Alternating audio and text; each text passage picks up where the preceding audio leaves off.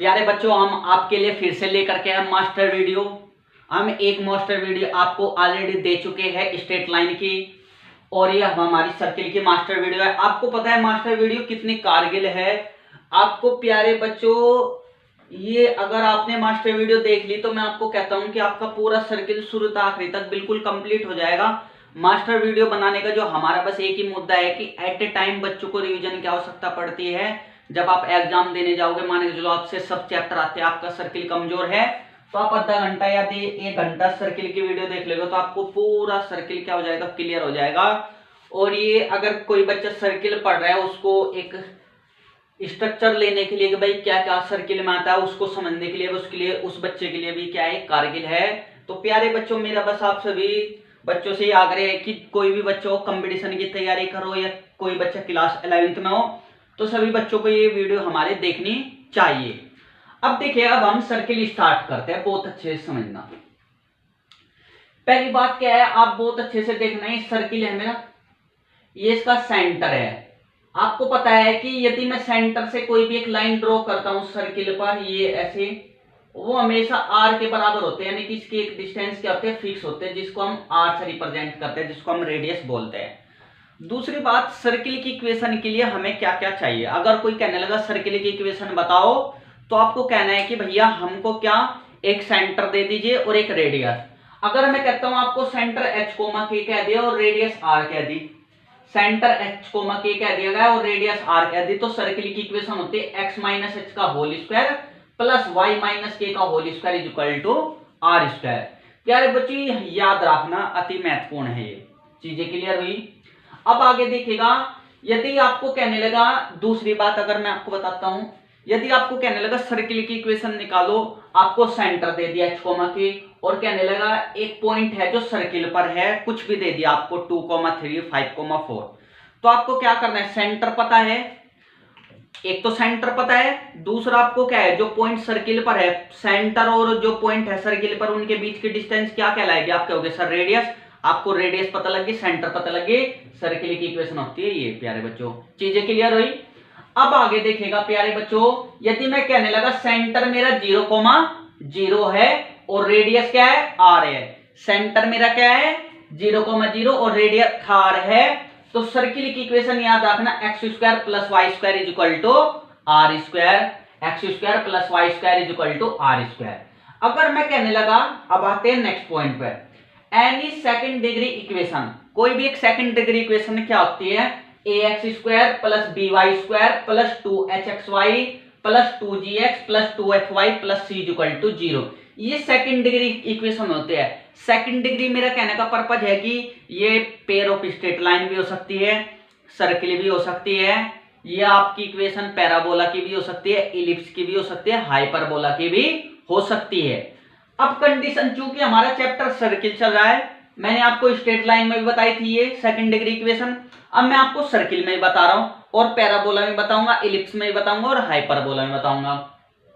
अगर ये second degree equation है, हम कहने लगे सर्किल है, तो आपको कंडीशन क्या होनी चाहिए, जो एक्स स्क्वायर का कोएफिशिएंट है जैसे ए और वाई स्क्वायर का कोएफिशिएंट है, ये आपस में बराबर होने चाहिए। क्या कहा मैंने आपको, एक्स स्क्वायर का कोएफिशिएंट और वाई स्क्वायर का कोएफिशिएंट प्यारे बच्चों बराबर होना चाहिए। और जो एक्स वाई है, एक्स वाई का कोएफिशिएंट क्या होना चाहिए, 0, जैसे 2h is equal to 0, h की वैल्यू कितनी आ जाएगी प्यारे बच्चों, 0। और जो एक डिटर्मिनेंट है वो 0 नहीं होना चाहिए। डिटर्मिनेंट, डेल से हम इसको रिप्रेजेंट करते हैं, डिटर्मिनेंट 0 नहीं होना चाहिए। डिटर्मिनेंट किसके बराबर होता है, याद रखना, a h g b f f c, ये होता है डिटर्मिनेंट। 3/3 मैट्रिक्स का डिटर्मिनेंट है, ये 0 नहीं होना चाहिए। अब बात आती है आगे प्यारे बच्चों, नेक्स्ट पॉइंट अति महत्वपूर्ण है। मैं कहता हूं कि ये तो आपके लिए सर्किल का बहुत अति महत्वपूर्ण पॉइंट है। क्या है ये point, general equation of circle क्या होती है, जनरल इक्वेशन ऑफ सर्किल याद रखना, x square plus Y square plus 2gx plus 2fy plus c equal to 0। X square plus Y square plus 2gx plus 2fy plus c equal to 0। First बात आती है, आपने क्या देखा, मैंने आपको बताया था एक्स स्क्वायर और वाई स्क्वायर का कोएफिशिएंट बराबर होना चाहिए, हमने क्या मान लिया, 1 और 1 मान लिया। चीजें क्लियर होगी। सेंटर क्या होते हैं, अब निकालते कैसे सेंटर, प्यारे बच्चों माने चलिएगा आपको एक्स स्क्वायर और वाई स्क्वायर का कोफिशिएंट तो 1 1 लेना है अगर आपको सेंटर निकालना है। माने चलो यहाँ पे अगर 2 2 होता तो पहले मैं 2 से डिवाइड करते हैं, 3 3 कुछ भी होता, एक्स स्क्वायर और वाई स्क्वायर का कोफिशिएंट 1 1 होना चाहिए। अगर 1 1 है, अब एक्स का कोफिशिएंट ले लो, एक्स का कोफिशिएंट क्या है 2g, 2g इसका आधा कर दो, 2g का आधा क्या हो गया सर g लिख दो। फिर y का कोफिशिएंट लो, y का कोफिशिएंट कितना है प्यारे बच्चों आपके हो गए सर 2f, 2f का आधा कर दो कितना हो जाएगा f। यदि साइन है पॉजिटिव तो नेगेटिव लगा दो, पॉजिटिव है नेगेटिव, नेगेटिव होता तो पॉजिटिव। साइन आपको प्यारे बच्चों चेंज करना है, चीजें क्लियर। तो मेरा सेंटर आएगा -g, -f। ये आपको याद होना चाहिए, क्वेश्चन पूछ लेता है कि सेंटर बताओ, सर्किल की इक्वेशन आपको दे देगा। रेडियस क्या होती है, radius r √g² + f² - c। g आपको पता है g का स्क्वायर करना है f², और c क्या है कांस्टेंट है, कांस्टेंट को आपको घटाना है। अब आगे देखिएगा, आगे पॉइंट क्या रखना है, यदि if g² + f² - c greater than 0 है, यदि g² + f² - c क्या है ग्रेटर देन 0 है, तो जो मेरा सर्किल होगा प्यारे बच्चों होगा रियल सर्किल। चीजें क्लियर। यदि g² + f² - c = 0 है, यानी कि हमारी रेडियस क्या होगी 0 आ गई, तो हमारा जो सर्किल होगा पॉइंट सर्किल होगा। यदि g² + f² - c < 0 है, तो हमारा जो सर्किल होगा प्यारे बच्चों इमेजिनरी सर्किल होगा। तो आपको ये चीजें याद रखनी है कि रियल सर्किल के लिए क्या होनी चाहिए, रेडियस ग्रेटर देन 0 होनी चाहिए, पॉइंट सर्किल के लिए रेडियस 0 होनी चाहिए, और इमेजिनरी सर्किल के लिए रेडियस लेस देन 0 होनी चाहिए। अब आते हैं प्यारे बच्चों नेक्स्ट पॉइंट पर, जो आपके लिए अब अति महत्वपूर्ण है। नेक्स्ट पॉइंट क्या कह रहा है, जो सेंटर है सर्किल का will lie on perpendicular bisector of code. ये कह रहा है जो सर्किल का सेंटर है, ये सेंटर है, ये परपेंडिकुलर बाइसेक्टर पर लाई करता है। यानी कि अगर जैसे कोड है ए बी, अगर मैं इसका परपेंडिकुलर बाइसेक्टर ड्रॉ करता हूं, परपेंडिकुलर बाइसेक्टर होता क्या है, मान चलिए कोड है ए बी, इसका परपेंडिकुलर बाइसेक्टर एक लाइन जो इसके परपेंडिकुलर भी और इस कोड को 2 इक्वल पार्ट्स में डिवाइड भी कर रही, जो ये लाइन होती हुई जाएगी परपेंडिकुलर बाइसेक्टर के सेंटर से होती हुई जाएगी। ये मोस्ट इंपोर्टेंट पॉइंट है जो आपको याद रखना है। चीजें क्लियर। अब आगे देखिएगा नेक्स्ट पॉइंट, जो नॉर्मल है टू सर्किल, जो नॉर्मल है सर्किल की वो हमेशा सर्किल के सेंटर से पास थ्रू करेगी। जो नॉर्मल है सर्किल की वो हमेशा क्या होगी, सेंटर से पास करेगी। मोस्ट इंपोर्टेंट पॉइंट है, कहेगा कि सर्किल की नॉर्मल निकालो, तो सर्किल की नॉर्मल निकालने के लिए हमेशा याद रखना कि जो सर्किल की नॉर्मल होती है वो हमेशा सर्किल के सेंटर से पास थ्रू करती है, और जो नॉर्मल होती है वो हमेशा टेंजेंट के परपेंडिकुलर होती है। टेंजेंट क्या होती है, टेंजेंट होते है एक ऐसी लाइन जो सर्किल को टच करती हुई जाए, उसको हम क्या बोलते हैं, टेंजेंट बोलते हैं। तो प्यारे बच्चों ये चीजें पॉइंट क्लियर हो आपको। अब नेक्स्ट पॉइंट देखिएगा, ये कह रहा है equation of circle pass through 3 point. ये कहने लगा कि भाई आपको एक सर्किल की इक्वेशन निकालनी है जो 3 पॉइंट से क्या कर रही है, पास थ्रू कर रही है। मैंने आपको 3 पॉइंट दे दिए, x1 y1, x2 y2 और x3 y3। अब आप एक चीज बताओ, यदि कोई सर्किल 3 पॉइंट से पास थ्रू कर रहा तो क्या है, ये आपको दिख रहा है ABC क्या बन गया, ट्रायंगल बन जाएगा। कभी भी सर्किल की इक्वेशन निकालनी है तो आपको 3 पॉइंट चाहिए, देखिएगा क्योंकि 3 वेरिएबल होते हैं, कहते हैं ना जितने वेरिएबल इतनी इक्वेशन। वेरिएबल क्या आपके हो गए सर, एक तो g वेरिएबल है, एक f वेरिएबल है, एक c वेरिएबल है, तो मुझे 3 इक्वेशन बनानी पड़ेगी। या तो आप क्या करो, पहले x1 y1 पुट कर दो, x2 y2 पुट कर दो, x3 y3 पुट कर दो। 3 इक्वेशन 3 वेरिएबल, आपको g f और c की वैल्यू निकल जाएगी, सर्किल की इक्वेशन आ जाएगी। चीजें क्लियर हुई प्यारे बच्चों। दूसरा पॉइंट क्या है, आपको पता है एक सर्किल अगर 3 पॉइंट से पास थ्रू कर रहा है तो इन तीनों पॉइंट से क्या बनेगा, आपके हो गए सर एक ट्राइंगल बनेगा। और यदि मैंने आपको बताया था स्ट्रेट लाइन में, या मैं आपको फिर बता देता हूं, यदि एक ट्राइंगल है ABC और उस पे 3 कोऑर्डिनेट दे दे तो हमें क्या चाहिए, ये कैसा सर्किल आपके हो गए सर, सर्कम सर्किल। तो सर्कम सर्किल की इक्वेशन मैंने आपको कैसे बताया था, सर्कम सेंटर निकालना। हमने आपको बताया था कि यदि एक ट्राइंगल है सर्कम सेंटर निकालना है तो आपको परपेंडिकुलर बाइसेक्टर का, जो परपेंडिकुलर बाइसेक्टर होता है उनका पॉइंट ऑफ इंटरसेक्शन ही प्यारे बच्चों क्या कहलाता है, सर्किल का सेंटर कहलाता है।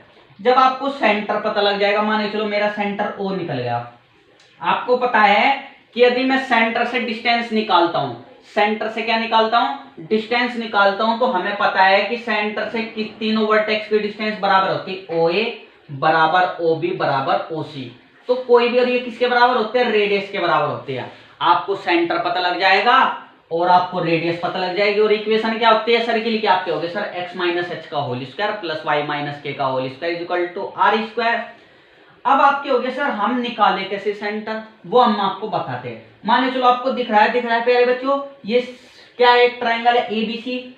आपने क्या करा, सबसे पहले जो हमने बताया ये ओडी के परपेंडिकुलर बाइसेक्टर, ओईबी परपेंडिकुलर बाइसेक्टर और ये वाली लाइन भी परपेंडिकुलर बाइसेक्टर। तो हमें कहने लगा अगर स्लोप ऑफ ओडी कहने लगा, एम ओडी का स्लोप आपको बताया यदि दो लाइन परपेंडिकुलर है तो स्लोप कैसे निकालते हैं, m OD is equal to minus 1 upon MBC. MBC का आप क्या निकालोगे, दो पॉइंट के बीच का स्लोप निकाल लोगे, दो पॉइंट से एमबीसी, आपको स्लोप पता लग गया। डी क्या होगा, आप क्या होगे सर बाइसेक्टर है, क्योंकि परपेंडिकुलर बाइसेक्टर का मतलब ये पॉइंट क्या होगा, मिड पॉइंट भी होगा। डी के coordinate x2 plus x3 upon 2 comma y2 plus y3 upon 2। आपको ये पता लगे, एक लाइन यहां से आ जाएगी। दूसरी लाइन अगर MOE निकाल लो, पहले मैं स्लोप निकाल लो, MOE का निकाल लिया, आपको स्लोप पता है, दूसरा पॉइंट हमने E का निकाल लिया। आपको पता होगा कि अगर एक स्ट्रेट लाइन हमें क्या करनी है, इक्वेशन निकालनी है, तो हमें क्या चाहिए, स्लोप चाहिए और पॉइंट चाहिए। मेरा स्लोप भी मिल गया प्यारे बच्चों और पॉइंट भी पता लग गया। दो लाइन को पॉइंट ऑफ इंटरसेक्शन ही क्या कहलाएगा, यहाँ पे आप क्या होगा सर सर्कम सेंटर।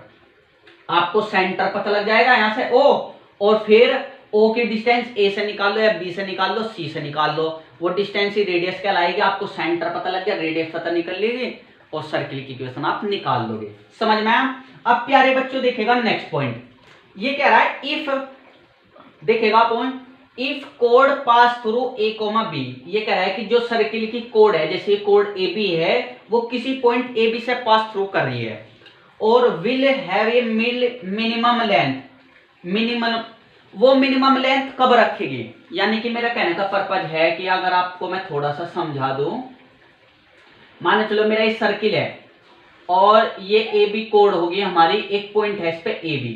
अगर इसकी हमें सेंटर से डिस्टेंस निकालने, मिनिमम डिस्टेंस, ये मिनिमम डिस्टेंस कब निकाल ली जाएगी, जब ये सर्किल जो ये कोड है AB का क्या होगा, AB मिड पॉइंट होगा।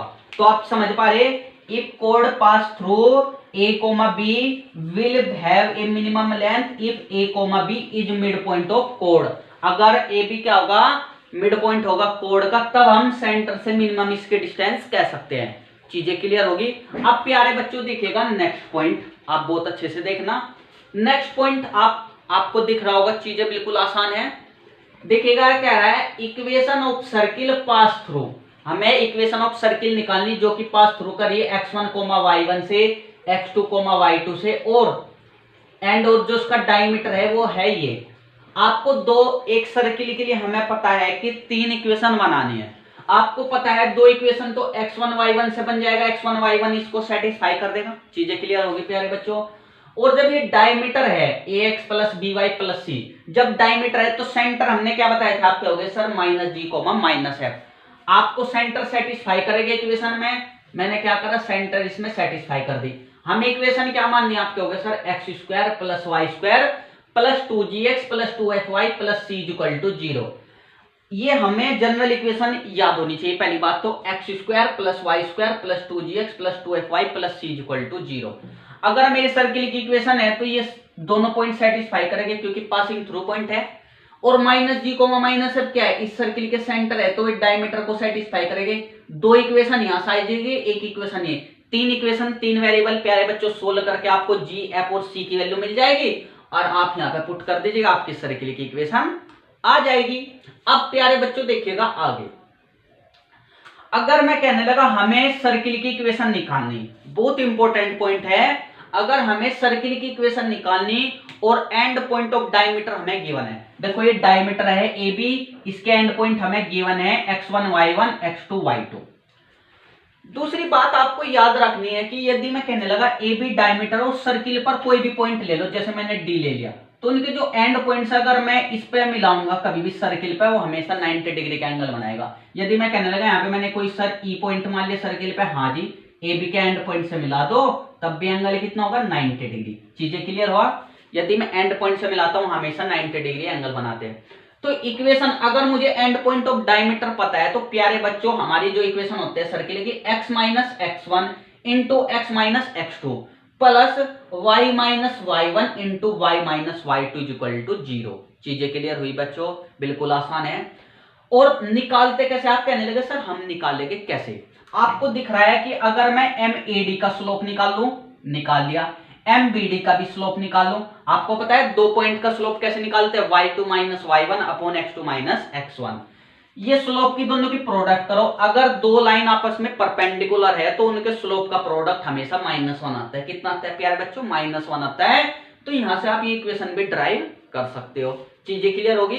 अगर एंड पॉइंट ऑफ डायमीटर हमें पता है तो सर्किल की इक्वेशन होती है x minus x1 into x minus x2 plus y minus y1 into y minus y2 equal to 0। आगे देखिएगा, हमें क्वेश्चन में कह रहा है कि मुझे सर्किल की स्मॉलेस्ट इक्वेशन निकालनी है। स्मॉलेस्ट सर्किल की इक्वेशन निकालनी है और कहने लगा ये दो पॉइंट से पास थ्रू कर रहा है। अगर कभी भी आपको छोटे से छोटे सर्किल की इक्वेशन निकालनी है और वो दो पॉइंट से पास थ्रू कर रहा है तो उनको पासिंग थ्रू को हमेशा पॉइंट को क्या मान लेना? आपको डायमीटर। आपको पता है सर्किल की सबसे बड़ी कोड डायमीटर कहलाती है। अगर मैं कोड को, इस कोड को माने चलो दो पॉइंट से हमेशा कोड तो बननी है। अगर एक सर्किल दो पॉइंट से पास थ्रू कर रहा है, मैंने कहने लगा ये पॉइंट होगा, ये पॉइंट होगा, अगर मैं इनको ज्वाइन करूंगा तो ये क्या कहलाएगी? कोड कहलाएगी। तो आपको समझ पा रही हो कि यदि दो पॉइंट से पास थ्रू कर रहा है, उन पासिंग थ्रू पॉइंट को आप अगर डायमीटर मान लोगे तो सबसे छोटा हमें सर्किल देगी। जब आपको दो पॉइंट से पासिंग थ्रू, तो अगर ये डायमीटर है तो इक्वेशन क्या आती? x minus x1 into x minus x2 plus y minus y1 into y minus y2। ये बहुत महत्वपूर्ण है। आपको कहेगा कि स्मॉलेस्ट सर्किल निकाल लो और दो पॉइंट से पास थ्रू करा, तो बच्चों की समझ में नहीं आता तो हमें क्या मान लेना है? उनको डायमीटर मान लेना है। अब प्यारे बच्चों देखेगा आगे वीडियो को, बच्चों अब आगे देखेगा बहुत अच्छे से। मैंने उसके बाद अगर आपको एंड पॉइंट ऑफ डायमीटर पता है, आपको सर्किल की इक्वेशन निकालनी है, उसके आधारित मैंने आपको एक क्वेश्चन लिया है। बहुत अच्छे से देखेगा, बहुत अच्छे से समझना। और ये क्वेश्चन इतना महत्वपूर्ण है, बहुत इसलिए हमने लिया है, वरना हम नहीं लेते। यहाँ पे देखिएगा क्या कह रहा है, if and point of diameter, आपको एंड पॉइंट ऑफ डायमीटर के एब्सिसा दे दिया और उसका ऑर्डिनेट। एब्सिसा और ऑर्डिनेट क्या होता है? एब्सिसा होता है एक्स वाले कोऑर्डिनेट और ऑर्डिनेट का मतलब होता है वाई कोऑर्डिनेट। आपको पता है एक सर्किल पे एक्स के दो कोऑर्डिनेट हो गए, बहुत अच्छे समझना। मान लीजिए सर्किल है, इसके एंड पॉइंट क्या क्या पता है डायमीटर के? आप क्या हो गए सर? x1 y1 और जी x2 y2। देखो दो कोऑर्डिनेट हो गए ना, ये x के और y के भी दो हो गए। और आपको पता है अगर एक क्वाड्रेटिक इक्वेशन है तो वो तो क्या लेती है? दो कोऑर्डिनेट लेती है x के, आपको पता है ना, दो रूट लेते हैं। यदि आपको एब्सिसा दे दी क्वाड्रेटिक इक्वेशन में, ऑर्डिनेट दे दी क्वाड्रेटिक इक्वेशन में, ये है प्यारे बच्चों वाई स्क्वायर,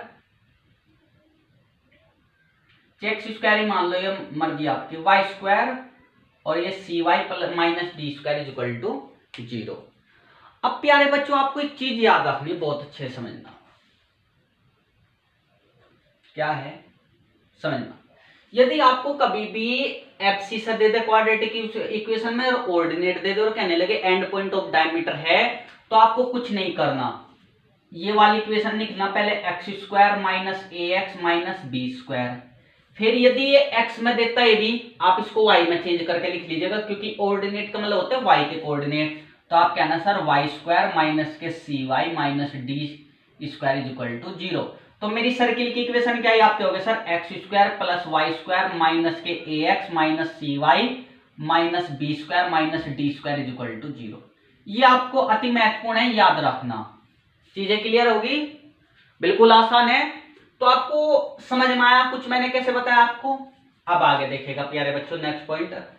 यदि आपको कहने लगे भैया कि पैरामेट्रिक फॉर्म बताओ सर्किल की, पैरामेट्रिक फॉर्म का मतलब होता है कोस थीटा और साइन थीटा में आपको बताना है कि कोई भी एक पॉइंट हम सर्किल पे कैसे चूज करें।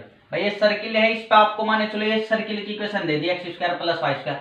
सर्किल पे आप कहीं पे भी पॉइंट मान लो, ये किस तरीके से हम माने, तो आपको ये याद रखना पैरामेट्रिक फॉर्म। यदि मेरी सर्किल की equation x square plus Y square equal to are square है, तो मेरे जो पैरामेट्रिक फॉर्म होते हैं वो होते हैं r cos theta comma r sine theta. R cos theta होता है एक्स का कोऑर्डिनेट, आर साइन थीटा होता है वाई का कोऑर्डिनेट।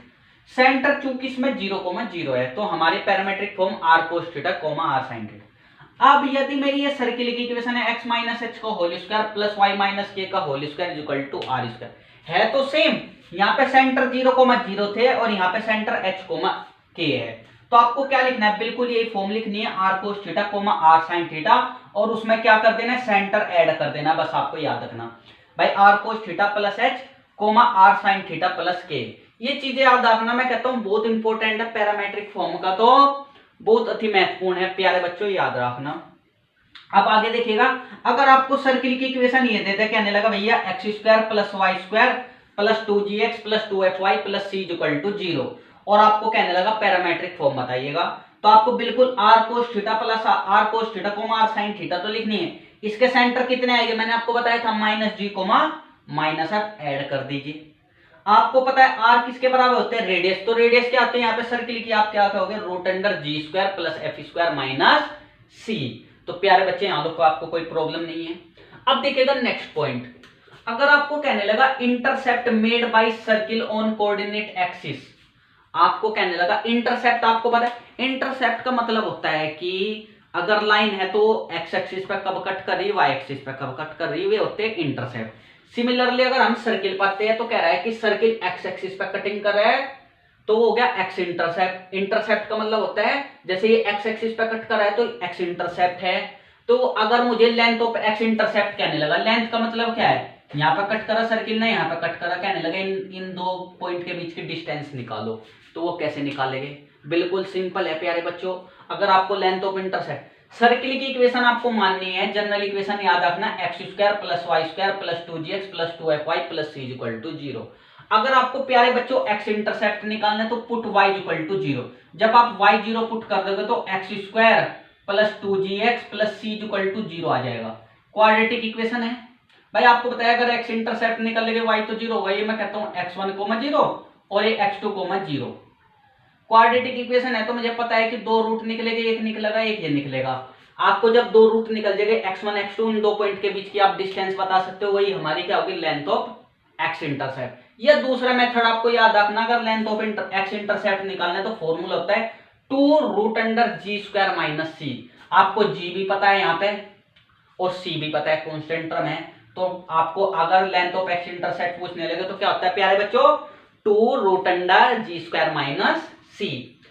अगर आपसे प्यारे बच्चों वाई इंटरसेप्ट पूछने लगा, लेंथ ऑफ वाई इंटरसेप्ट, तो मैंने आपको क्या बताया, अगर एक्स इंटरसेप्ट निकालना है तो पुट वाई इक्वल टू 0, और वाई इंटरसेप्ट की लेंथ निकालनी है एक्स इक्वल टू, जब 0 पुट करेंगे तो क्वाड्रेटिक इक्वेशन वाई में बनेगी, वाई के कोऑर्डिनेट आ जाएगा, उन दो पॉइंट के बीच के आपको डिस्टेंस निकालने, क्योंकि एक्स तो 0 लेना ही है, तो ये हमारा क्या होगा, वाई इंटरसेप्ट। या दूसरा मेथड मैंने आपको क्या बताया, डायरेक्ट आपको फॉर्मूला याद रखना है, लेंथ ऑफ वाई इंटरसेप्ट आपको कहना है 2 root under F square minus C, 2 root under F square minus सी।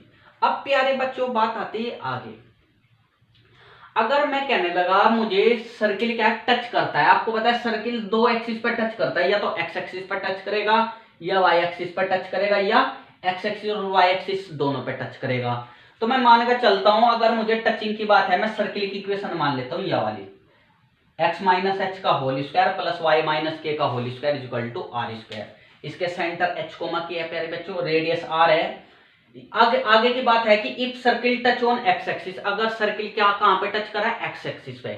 आपको पता है एक्स एक्सिस पे टच करने का मतलब फर्स्ट क्वाड्रेंट में भी हो सके, आप कहोगे सर सेकंड क्वाड्रेंट में भी हो सके, सर थर्ड क्वाड्रेंट में भी हो सके, फोर्थ क्वाड्रेंट में भी हो सके। सही बात प्यारे बच्चों, अगर सर्किल टच करता है एक्स एक्सिस पे तो प्यारे बच्चों mode k equal to are याद रखना। क्यों मैंने मोड क्यों मानना, क्योंकि ये जो सेंटर है के का, सेंटर क्या है मेरा एच कोमा के, जो के पॉइंट है वो फर्स्ट क्वाड्रेंट में भी हो सके, सेकंड में भी हो सके, थर्ड में भी हो सके, फोर्थ में भी हो सके। चूंकि रेडियस कभी नेगेटिव नहीं होती इसलिए मोड लगा देते हैं। मान लो अगर ये थर्ड क्वाड्रेंट में होता तो के की वैल्यू माइनस में होती, नीची बात है, क्योंकि आपको बताया है थर्ड और फोर्थ क्वाड्रेंट में वाई का कोऑर्डिनेट क्या होता है, यहाँ पे नेगेटिव होता है, आपको ये भी पता होगा। अब प्यारे बच्चों आगे देखेगा, बस आपको ये जनरल याद रखना है वो वाला पॉइंट, बस एक सर्किल जिससे कि आपको पता लग जाए, और बस मैंने आपको बता दे भाई हम मोड के क्यों मानते हैं। अगर सर्किल टच कर रहा है प्यारे बच्चों वाई एक्सिस पे तो mod h is equal to r, ये याद रखना है। अगर सर्किल कहां पे टच कर रहा है, वाई एक्सिस पे, आपको पता है ऐसे भी टच कर सकता है, ऐसे भी टच कर सकता है, ऐसे भी, कोई सा भी क्वाड्रेंट में टचिंग कर सकता है वाई एक्सिस पे, तो mod h is equal to r आपको याद रखना है। अब बात आगे याद रखना, अगर सर्किल टच कर रहा है बोथ एक्सिस पे, तो अगर दोनों ही एक्सिस पर टच करेगा तो mod h equal to mod k equal to r आपको याद रखनी है। ये इतने अति महत्वपूर्ण पॉइंट है, जब हम आपको आगे क्वेश्चन बताएंगे इसके कम से कम मैं हर चैप्टर के बाद में जब मास्टर वीडियो में बना दूंगा तो मैं हर चैप्टर के कम से कम 100 से 200 क्वेश्चन आपको कराऊंगा, और मैं कहता हूँ ना सारा निचोड़ में वहां पे क्वेश्चन में लेकर के आऊंगा। वीडियो भी आपकी सिर्फ 2 घंटे की मैक्सिमम होगी, अगर वे 2 घंटे भी आप देख लोगे, और 1 घंटे 3 घंटे में आपको बिल्कुल कॉन्सेप्ट क्लियर हो जाएंगे। अब प्यारे बच्चों देखिएगा आगे, हम कुछ टर्मिनोलॉजी मानते हैं सर्किल में। कैसे मानते हैं? अगर मैं मानता हूं मेरी सर्किल की equation x square plus Y square plus 2gx plus 2fy plus c equal to 0 है, तो हम इस सर्कल को s के बराबर मान लेते हैं। तो s इक्वल टू होता है, मान के चले x square plus Y square plus 2gx plus 2fy plus c।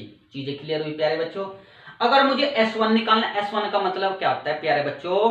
s1 होएगा कोई एक पॉइंट, मान चलो ये सर्किल है मेरा, पॉइंट यहाँ पे भी हो सकता है, पॉइंट बाहर भी हो सकता है। मैं कहने लगा S1 की वैल्यू निकाल लो, और वो पॉइंट कुछ भी हो सकता है x1 y1। तो आपको क्या करना है, अगर आपको S1 की वैल्यू निकालनी है वो पॉइंट इस सर्किल में पुट कर देना, x की जगह x1, यानी कि x1 की वैल्यू कुछ भी हो सकता है 2 3, 2 का स्क्वायर प्लस 3 का स्क्वायर प्लस ये लिख करके कोई भी एक पॉइंट में आंसर आएगा वो S1 कहलाएगा। ये चीजें आपको याद रखना, काम आएगी आगे।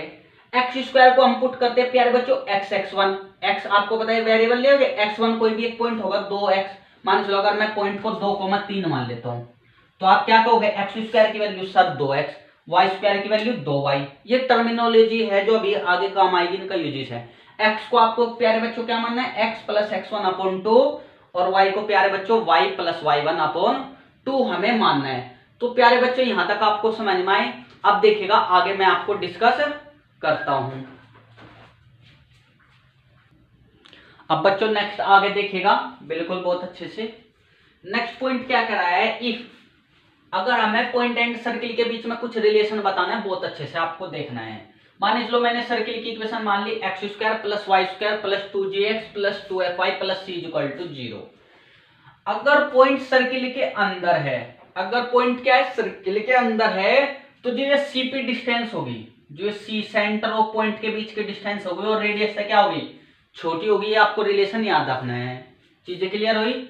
और जो S1 है वो लेस देन 0 होगा। मैंने आपको बताया था S क्या मानते हैं? S is equal to x square plus Y square plus 2gx plus 2fy plus c मानते हैं। S1 क्या करेंगे? जैसे पॉइंट P है ये पुट कर देना इस सर्किल में, जब आप पॉइंट पुट कर दोगे वही क्या आ जाएगा? S1 आ जाएगा। S1 लेस देन 0 का मतलब है कि जब आप पुट करोगे इस पॉइंट को, ये क्या आएगा? लेस देन 0 से वैल्यू कम आएगी। जैसे -2 भी आ सकती है, -3 भी आ सकती है, -10 भी आ सकती है, वो लेस देन 0 होगी। तो आप बता सकते हो कि वो पॉइंट सर्किल के अंदर है, पॉइंट सर्किल के बाहर है। ये क्वेश्चन आ जाता है, आपको कहेगा कि एक सर्किल की इक्वेशन है और आपको पॉइंट दे देगा, कहेगा कि बताइए सर्किल के अंदर है या सर्किल के बाहर है, सर्किल पर है। यदि सर्किल के अंदर है तो या तो आप सेंटर और उस पॉइंट के बीच की डिस्टेंस निकाल दो, वो हमेशा रेडियस से छोटी होगी, तो ये तो पॉइंट टाइम लगेगा निकालने में। और अगर आप S1 निकाल दो, यानी कि पॉइंट डायरेक्ट सर्किल में पुट कर दो, अगर इसकी वैल्यू लेस देन 0 आती है तो हम क्या कहेंगे? पॉइंट सर्किल के अंदर है। नेक्स्ट, यदि मैं कहता हूं ये पॉइंट क्या है? सर्किल पर है, तो CP बराबर R आएगी, यानी कि अगर मैं पॉइंट और इस सेंटर के बीच की डिस्टेंस निकालूंगा, ये किसके बराबर होती है? रेडियस के बराबर होती है। या दूसरा मेथड, आप क्या करोगे? ये पॉइंट सर्किल में जब पुट करोगे सेटिस्फाई कर देगा तो 0 आंसर आ जाएगा। तो S1 की वैल्यू क्या होगी? 0, यदि पॉइंट सर्किल पर है। यदि पॉइंट सर्किल के बाहर है, जैसे ये पॉइंट क्या है? सर्किल के बाहर है, जब आप या तो पहला मेथड क्या करोगे? C और P के बीच की डिस्टेंस निकल लोगे, तो ये क्या होगी? रेडियस तो बड़ी होगी। और यदि मैं ये पॉइंट सर्किल में पुट करूंगा, क्या आएगा? 0 से बड़ा आएगा। यदि 0 से बड़ा आएगा तो मैं क्या कहूंगा कि पॉइंट सर्किल के बाहर है। चीजें क्लियर होगी? मोस्ट इंपोर्टेंट है, क्वेश्चन आ ही जाता है इससे। नेक्स्ट, अगर मुझसे कहने लगा लेंथ ऑफ कोड whose mid point is P, ये कहने लगा कि मुझे एक कोड है, जैसे AB कोड है, इसकी डिस्टेंस निकालनी, इसकी लेंथ AB की। अगर ये P मिड पॉइंट होता, P क्या होता है? मिड पॉइंट होता, तो आपको क्या करना है? 2 रूट अंडर ये पॉइंट P इस सर्किल में पुट कर दो। आप ये पॉइंट P क्या कर दो? सर्किल में पुट कर दो। जब आप पुट कर दोगे तो S1 की जो भी वैल्यू आएगी 10 11, और उसके ऊपर रूट लगा करके वही आपकी क्या हो जाएगी? और 2 कर देना, तो किसके बराबर होती है? Length of code. आपको मैंने बता रखा S1 क्या होते हैं और S क्या होती है। आपको जब पॉइंट पुट कर दोगे एस में तो वो पॉइंट S1 कहलाता है और उसका रूट लगा देना और उसमें 2 की गुणा कर देना, तो क्या हो जाती है प्यारे बच्चों, लेंथ ऑफ कोड। वो P क्या होना चाहिए, मिड पॉइंट होना चाहिए, ये भी आपको याद होनी चाहिए। नेक्स्ट पॉइंट, अगर आपको प्यारे बच्चों लेंथ ऑफ टेंजेंट कहने लगे फ्रॉम P, भाई आपको पता है एक सर्किल है, टेंजेंट क्या होती है, जो सर्किल को टच करती है पॉइंट P क्या होगा, आउटसाइड होगा। अगर आपको लेंथ ऑफ टेंजेंट निकालनी है तो डायरेक्ट याद रखना root under S1, root S1 होते हैं लेंथ ऑफ टेंजेंट। चीजें क्लियर होगी। अब प्यारे बच्चों नेक्स्ट पॉइंट देखिएगा, नेक्स्ट पॉइंट क्या कहते हैं, बहुत अच्छे से देखना। यदि कोई एक सर्किल है और वो पॉइंट क्या है, बाहर है, और मैं कहता हूं कि ये PT क्या है, टेंजेंट है, और ये क्या है, सिकेंड्स लाइन है। कितनी भी सिकेंड्स लाइन होती है, जैसे एक PAB, ये PB क्या है, एक सिकेंड्स लाइन है। सिकेंड्स लाइन क्या होती है, बाहर से हम एक ऐसी लाइन ड्रॉ करेंगे, सर्किल को 2 पॉइंट पर कट करेगी, उनको लाइन को बोलते हैं सिकेंड्स लाइन। चीजें क्लियर हुई। अब आपको क्या याद रखने, रिलेशन याद रखना। जो ये लेंथ ऑफ टेंजेंट होती है, अगर मैं इसका स्क्वायर कर दूं PT का स्क्वायर या लेंथ ऑफ टेंजेंट PQ का स्क्वायर, ये आपस में बराबर होते हैं किसके, PA dot PB, PA multiply PB बराबर PC मल्टीप्लाई PD, यानी कि आप कितनी भी सीक्वेंस लाइन ड्रॉ कर लो, जहां जहां पे कट करेगी आपको ये रिलेशन याद रखना है। अगर मैं टेंजेंट का स्क्वायर कर दूं तो ये इंपॉर्टेंट रिलेशन है, बस ये याद आपको रखना है। अगला पॉइंट प्यारे बच्चों, अगर मैं कहने लगा कोई सर्किल के बाहर एक पॉइंट है, उससे मैक्सिमम 2 ही टेंजेंट ड्रॉ कर सकते हैं हमेशा। From outside of circle there are 2 tangent are drawn. अगर कोई पॉइंट सर्किल के बाहर है और उससे कहने लगा मैं मैक्सिमम कितनी टेंजेंट ड्रॉ कर सकता हूं, तो आपको बोलना है मैक्सिमम 2 टेंजेंट ड्रॉ कर सकते हैं। दूसरी बात आपको याद रखनी है, अगर मैं कहने लगा इस सेंटर है, टेंजेंट और सेंटर के, अगर मैं सेंटर को इस टेंजेंट पॉइंट से मिलाता हूं, पॉइंट ऑफ कॉन्टैक्ट से, तो टेंजेंट और सेंटर के बीच का एंगल हमेशा कितना होता है, 90 डिग्री। टेंजेंट और जो ये रेडियस ड्रॉ की जाती है इस पॉइंट से, उनके बीच का एंगल हमेशा 90 डिग्री होती है। प्यारे बच्चों आपको ये भी याद रखना है। और टेंजेंट आपस में बराबर होती है, PA बराबर PB। अगर मैं कहने लगा टेंजेंट 10 है, P से अगर मैं ड्रॉ करता हूं तो ये भी टेंजेंट 10 होगी, लेंथ ऑफ टेंजेंट बराबर होती है अगर मैं एक पॉइंट से ड्रॉ करता हूं। और मैक्सिमम कितनी टेंजेंट ड्रॉ की जा सकती है एक पॉइंट से, बाहर से, आप कहोगे सर 2, अगर P पॉइंट्स है। चीजें क्लियर होगी। अगर मैं कहने लगा if points x1, 0, x2, 0, y1, 0 and y2 sorry 0, y1 और 0, y2, 0, y2 और 0, y1, ये क्या है, 4 पॉइंट कौन साइक्लिक है। अगर 4 पॉइंट कौन साइक्लिक है तो इनमें रिलेशन होता है x1, x2 equal to y1, y2। कौन साइक्लिक पॉइंट क्या होता है, कौन साइक्लिक का मतलब होता है 4 पॉइंट जो कि सर्किल पर हो, और उन 4 पॉइंट से आपको पता है क्या बनता है, आप कहोगे सर एक क्वाड्रिलेटरल, इसको साइक्लिक क्वाड्रिलेटरल भी आप कह सकते हो। यदि 4 पॉइंट कौन साइक्लिक है तो इनमें relation x1, x2 equal to y1, y2। आज तक कैसे, बिल्कुल सीक्वेंस लाइन से हमने ड्रॉ किया। अगर मैं इसको P पॉइंट मान लू, P क्या मेरा ओरिजिन है, अगर मैं इसको A मान लू, PA into PB, PA into PB, अगर मैं PA की लेंथ निकालूंगा आप क्या होगा सर x1, PA की लेंथ निकाल लो, और PB की लेंथ x2, तो इन दोनों की multiply x1, x2 is equal to, फिर अगर मैं इसको C मान लो, D मान लो, PC इंटू PD, PC की लेंथ आप क्या होगा सर y1 और PD की लेंथ y2। तो ये आपस में क्या होते हैं, बराबर। यहां से ये रिलेशन हमने निकाला है अगर 4 पॉइंट कौन साइक्लिक है। अगला पॉइंट मैं कहने लगा, अगर एक सर्किल है उसके अंदर आप कितनी भी कोड ले लो, मैंने 2 कोड ले ली, AB और AD, किसी पॉइंट पे कट करती है, जैसे मैंने कहा कि P पॉइंट पे इंटरसेक्ट कर रही है, तो ये रिलेशन याद रखना, PA, इस कोड को पकड़ो, P को रखो फिक्स, PA मल्टीप्लाई PB बराबर होता है PC मल्टीप्लाई PD। अगर मैं यहाँ पे कुछ एक पॉइंट और कह लेता, मैं कह लेता, आप बताओ E और F, तो आप यहाँ पे कहते कि is equal to PE multiply PF। चीजें क्लियर होगी। P को फिक्स मान करके आपको मानने हैं। अब मैं आपको एक रिलेशन बताता हूं, अगर लाइन और सर्किल दे दी, भाई लाइन आपको ax plus by plus c equal to 0, circle की इक्वेशन कुछ भी दे सकता है, x square plus Y square equal to are square, X minus H का whole square plus Y minus के का whole square equal to are square, या x square plus Y square plus 2gx plus 2fy plus c equal to. Line और circle में relation याद रखना most important है। अगर मैं कहता हूं ये लाइन सर्किल को इंटरसेक्ट कर रही 2 पॉइंट पर, तो यदि मैं इस लाइन की परपेंडिकुलर डिस्टेंस निकालता हूं, कहां से, सेंटर से, कहां से, सेंटर से, अगर मैं इसकी परपेंडिकुलर डिस्टेंस निकालता हूं सेंटर से, जो ये डिस्टेंस होती है वो हमेशा रेडियस से छोटी होती है, ये चीज आपको याद रखनी है। यदि मैं कहता हूं यह लाइन सर्किल को टच करती है, सर्किल को क्या कर रही, टच कर रही, तो जो इसकी सेंटर से डिस्टेंस होती है यानी कि d इक्वल टू आर होता है। यदि यह लाइन सर्किल के आउटसाइड है तो जो इसकी सेंटर से डिस्टेंस होती है लाइन की, वो हमेशा रेडियस से क्या होती है प्यारे बच्चों, बड़ी होती है। चीजें क्लियर हुई। अब देखिएगा मैं आपको आगे डिस्कस कर रहा हूं, आगे देखिएगा भाई बच्चों वीडियो क्या है। नेक्स्ट पॉइंट क्या कह रहा है, nearest and farthest point on circle from P, यानी कि आपको कह रहा है कि एक पॉइंट आपको सर्किल के बाहर दे देगा जैसे पी, और कहेगा कि इसकी नियरेस्ट और फारदेस्ट डिस्टेंस निकालो कहां से, सर्किल से। तो आपको पता है नियरेस्ट एंड फारदेस्ट डिस्टेंस कब होगी, आपको पता है जो सर्किल की सबसे बड़ी कोड है, यदि मैं उससे पी को पॉइंट को गुजारूं वो सबसे फारदेस्ट पॉइंट होगा।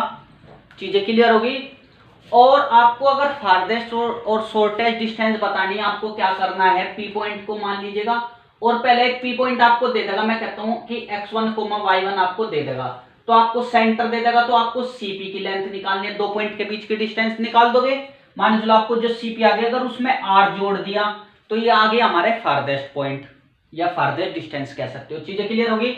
अगर मुझे नियरेस्ट डिस्टेंस बतानी, नियरेस्ट कैसे बताओगे, आप सी और पी के बीच की डिस्टेंस निकालना और उसमें से आर घटा देना, वो नियरेस्ट लेंथ होगी। चीजें क्लियर होगी, बिल्कुल आसान था। नेक्स्ट बहुत इंपॉर्टेंट पॉइंट है कि जो यहां से क्वेश्चन आते आते कंपटीशन में क्या है, यदि आपको कहने लगा कि टेंजेंट आपको निकालनी है सर्किल की, सर्किल की टेंजेंट निकालने के लिए पूरा टेंजेंट पे ही चीजें चल रही है। आप देखिएगा अभी आगे थोड़ा सा और है तो देखिएगा टेंजेंट के बारे में कितना अनमोल रतन हम बताने जा रहे हैं। अगर आपको टेंजेंट निकालनी है तो आपको याद रखना है t इक्वल टू 0 होता है। अब आप कहोगे सर t क्या होता है, हम सारा आपको डिस्कशन करेंगे। मान के चलेगा अगर मेरी सर्किल की इक्वेशन है x square plus Y square plus 2gx plus 2fy plus c equal to 0, और कहेगा कि एक सर्किल है, आपको इस सर्किल दे दिया, इस पर पॉइंट दे दिया, इस सर्किल की इक्वेशन है, पॉइंट दे दिया x1, y1, पॉइंट सर्किल पर है। ये तब की बात, ये फॉर्मूला तब यूज होगा t इक्वल टू 0 जब पॉइंट कहीं पर होगा, सर्किल पर होगा। तो मैंने सर्किल की equation x square plus Y square plus 2gx plus 2fy plus c equal to 0, मैंने आपको बताया था एक्स स्क्वायर को x1 मानते हैं अगर पॉइंट पता है, वाई स्क्वायर को y1 मानते हैं, x इक्वल टू एक्स को हम क्या मानते हैं, x प्लस x1 अपॉन 2 और y को y प्लस y1 अपॉन 2। अगर मुझे टेंजेंट की इक्वेशन निकालनी है तो अभी मैंने आपको क्या बोला, t आप इक्वल टू ऐसे तीन निशान लगाना, एक्स स्क्वायर को आपने x1, वाई स्क्वायर को y1 प्लस 2g, x को x प्लस x1 अपॉन 2 और 2 से 2 कट जाएगा, ये आ गया, प्लस 2f, y की value y plus y1 upon 2 और 2 से 2 कट जाएगा, ये आ जाएगा, प्लस c इक्वल टू 0। ये हमारी क्या है, इक्वेशन ऑफ टेंजेंट। चीजें क्लियर हुई। यदि आपको प्यारे बच्चों कोई पॉइंट पता है सर्किल पर और आपको सर्किल की टेंजेंट निकालनी है तो आपको ये फॉर्मूला याद रखना है, t इक्वल टू 0, और यूज कैसे करते हैं मैंने आपको बता दिया। अब आगे क्वेश्चन अगर आपसे पूछने लगे कि find equation of tangent of circle, एक सर्किल है उसकी टेंजेंट की इक्वेशन निकालने, x square plus Y square equal to are square at point x1, y1, और ये पॉइंट का है प्यारे बच्चों, सर्किल पर है। तो अभी मैंने आपको क्या बताया, t equal to 0, x square को x1 प्लस वाई स्क्वायर को y1 minus r square equal to 0। ये मेरी क्या आ गई, इक्वेशन ऑफ टेंजेंट। ये तो था हमारा एक मेथड। दूसरा मेथड सेकंड क्या है प्यारे बच्चों, आपको पता है जो टेंजेंट होती है वो हमेशा रेडियस के परपेंडिकुलर होती है। रेडियस कहां से होती हुई जाती है, सेंटर से सर्किल के। अब आप बहुत अच्छे समझना, अगर मुझे इक्वेशन ऑफ टेंजेंट निकालनी है, आपको पॉइंट ऑफ कांटेक्ट तो दे देगा, ये पॉइंट मान के चलो आपको गिवन है x1, y1, ए पॉइंट, ये सर्किल पर है। टेंजेंट की इक्वेशन निकालने के लिए आप सबसे पहले MAC का स्लोप निकाल लो, C सेंटर, ए पॉइंट हो गया सर्किल पर, MAC स्लोप निकाल ले तो हमें फॉर्मूला होता है y2 minus y1 upon x2 minus x1। y2 कितना है, y1 minus k upon x1 minus h। अगर आपको ये स्लोप पता लग गया और आपको पता होगा यदि दो लाइन आपस में क्या परपेंडिकुलर है तो उनके स्लोप का प्रोडक्ट -1 हो। एक स्लोप आपको पता लग गया तो दूसरा यहाँ पे पुट करके निकाल दोगे। आपको क्या होगा, माने चलो ये स्लोप मेरा, मैं आपको बता देता हूं थोड़ा, माने चलो मेरे स्लोप m इक्वल टू 2/3 आ गया, तो ये वाला स्लोप कितना आएगा, आप कहोगे sir m2 equal to minus के 3/2। क्या करना है आपको, रेसिप्रोकल कर देना और साइन चेंज कर देना। अब आपको इस लाइन का स्लोप भी पता है और पॉइंट भी पता है। मैंने आपको line of equation of straight line क्या बताई थी, अगर आपको एक स्लोप पता है और पॉइंट पता है, इक्वेशन ऑफ लाइन क्या होती है, आपको ऊपर में x पुट करना है 3x, माइनस है तो प्लस 2y, और पॉइंट ये पुट कर देना, आपकी इक्वेशन ऑफ टेंजेंट आ जाएगी। बिल्कुल आसान है, आप ये मेथड फॉलो करो, ये करो, आपकी इच्छा है। अब प्यारे बच्चों हम आते आगे। आगे क्वेश्चन है कि सर आपने टेंजेंट तो बता दी, अगर क्वेश्चन में मुझे टेंजेंट दे दे और मुझे पॉइंट ऑफ कांटेक्ट पूछने लगे, क्वेश्चन तो ये बन सकता है, आपको क्या करना है, फाइंड ऑफ कांटेक्ट निकालने टेंजेंट की। मान चलो ये सर्किल है, ये मेरा सेंटर, आपको पता है जी सर्किल की बात हो रही तो सर्किल दे जाएगा इक्वेशन, वहां से हम सेंटर निकाल सकते हैं।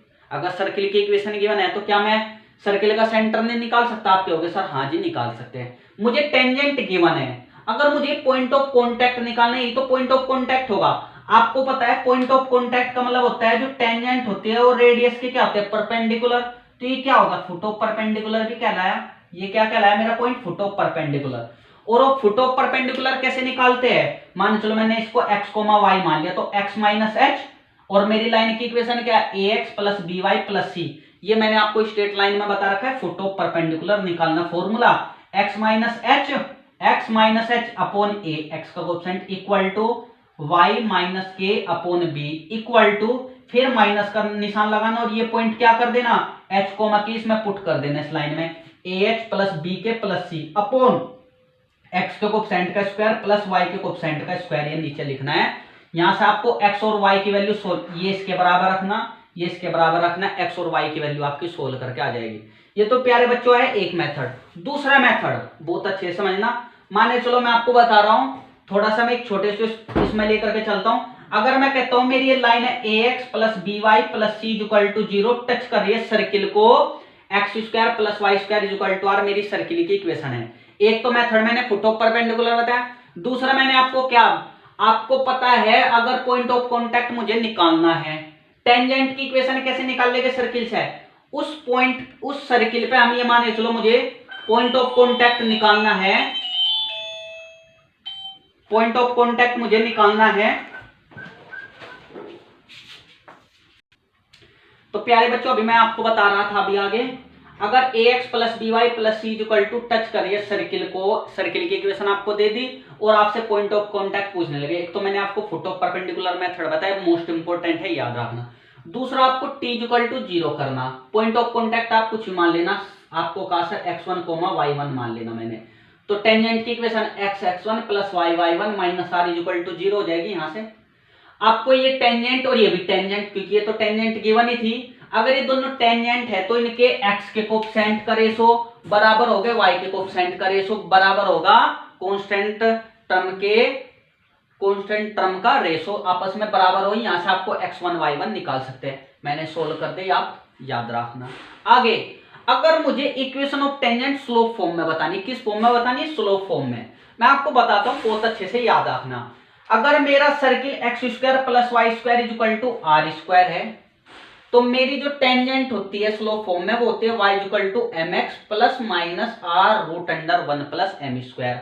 आर क्या है रेडियस, एम क्या है प्यारे बच्चों स्लोप। यहाँ पे चीजें क्लियर हुई, बहुत इंपॉर्टेंट है, मैं कहता हूँ याद रखना, आपको यूजिस आएगी मैं बताऊंगा।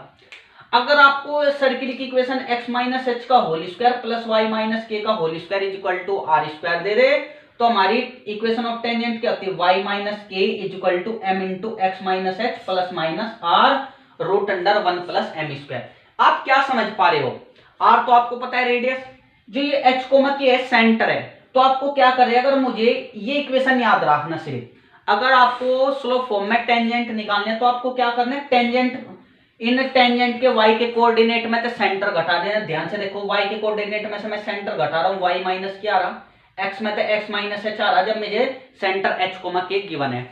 अब देखिएगा थोड़ा सा मैं इसको रब करके आपको बता रहा हूं, थोड़ी सी चीजें ध्यान रखना जिससे कि आपको अभी पता लगे। अगर मैं आपको कहने लगा मेरी इक्वेशन है x square plus Y square plus 2gx plus 2fy plus c equal to 0, और मैं कहने लगा इसकी निकालो, आप कहोगे सर इसकी रेडियस तो यहां से निकाल लेंगे root under G square plus F square minus C, बिल्कुल अच्छे।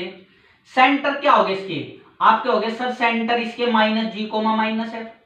आपको बस ये टेंजेंट की इक्वेशन याद रखनी है। अभी मैंने क्या बताया, y के कोऑर्डिनेट में से y का सेंटर घटाओ, जब ये घटाओगे आपके हो गए sir y plus f equal to m, तो याद रखना है x में तो x का घटाओगे x प्लस जी, फिर आपको प्लस माइनस आर लिखना है root under 1 plus M square.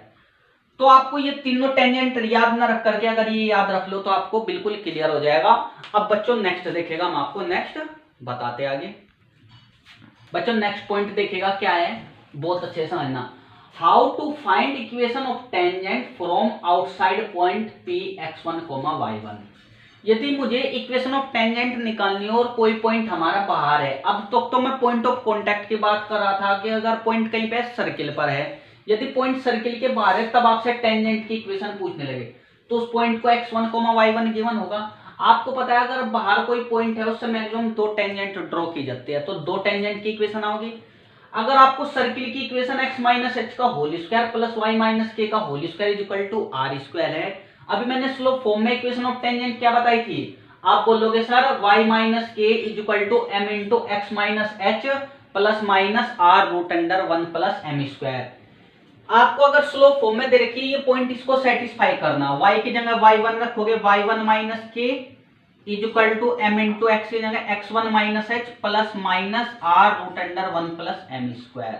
चीजें क्लियर हो, ये क्वाड्रेटिक। अब आपको क्या करना है, इसमें पॉइंट पुट करोगे तो ये क्वाड्रेटिक इक्वेशन बनेगी स्लोप में। तो स्लोप की 2 वैल्यू आएगी, एक m1 आएगी एक m2। मान लीजिए स्लोप, इसका स्लोप m1 आ गया और इसका स्लोप प्यारे बच्चों m2 आ गया।